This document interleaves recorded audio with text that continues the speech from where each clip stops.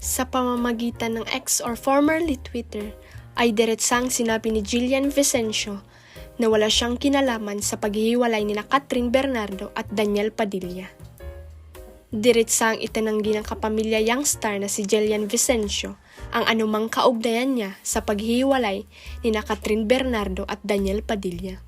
Ang pangalan ni Jillian ay isa sa mga lumulutang na dahilan na sanhi ng breakup ng Katniel. Noong December 1 ng kasalukuyang taon ay mabilis na naglabas ng kanyang saloobin ang young kapamilya star sa pamamagitan ng simpleng post sa X or formerly Twitter. Sinabi ni Jillian na, "Huwag niyo po akong idamay dito, hindi po totoo. Pakiusap pa niya, bigyan naman po natin sila ng respeto."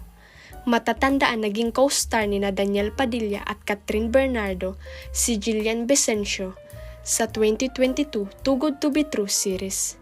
Kasama rin siya sa pinakabagong solo starrer ni Catherine na A Very Good Girl.